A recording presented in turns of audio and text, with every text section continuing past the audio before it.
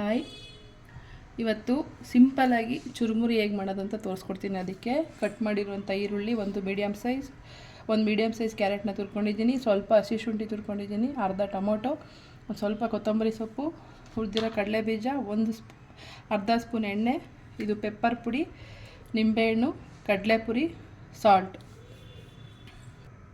ಮೊದಲಿಗೆ ಒಂದು ಪಾತ್ರೆ ತಗೊಂಡು ಅದಕ್ಕೆ ಕಟ್ ಮಾಡಿರುವಂಥ ಈರುಳ್ಳಿ, ಕ್ಯಾರೆಟ್, ಕೊತ್ತಂಬರಿ ಸೊಪ್ಪು, ಟೊಮೊಟೊ, ತುರಿದಿರೋ ಶುಂಠಿ,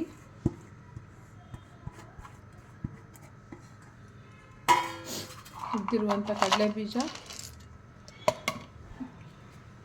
ಪೆಪ್ಪರ್ ಪುಡಿ,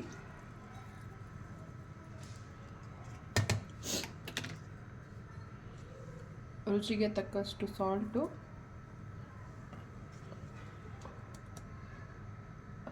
ಒಂದು 1/4 ಟೀ ಸ್ಪೂನ್ ಎಣ್ಣೆ,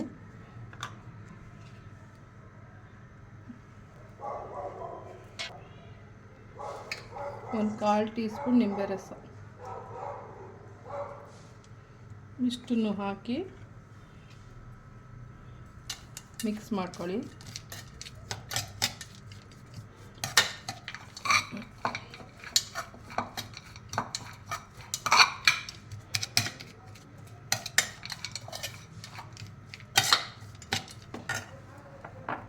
ಈಗ ಕಡಲೆಪುರಿ ಹಾಕ್ಕೊಂಡು ಕಲಿಸ್ಕೊಳ್ಳಿ.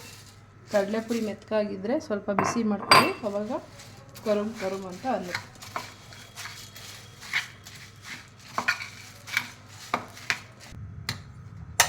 ನೋಡಿ, ಕಲಿಸ್ಕೊಂಡಿದ್ದೀನಿ. ಈಗ ಚುರುಮುರಿ ರೆಡಿಯಾಗಿದೆ. ಇದು ಸಿಂಪಲ್ಲಾಗಿ ಮನೆಯಲ್ಲೇ ಮಾಡುವಂಥದ್ದು. ನೋಡಿ, ಚುರುಮುರಿ ರೆಡಿಯಾಗಿದೆ. ಮನೇಲಿ ಟ್ರೈ ಮಾಡಿ, ಟೇಸ್ಟ್ ಹೇಗಿದೆ ಅಂತ ಕಮೆಂಟ್ ಮೂಲಕ ತಿಳಿಸಿ. ಲೈಕ್ ಮಾಡಿ, ಶೇರ್ ಮಾಡಿ, ಸಬ್ಸ್ಕ್ರೈಬ್ ಮಾಡಿ.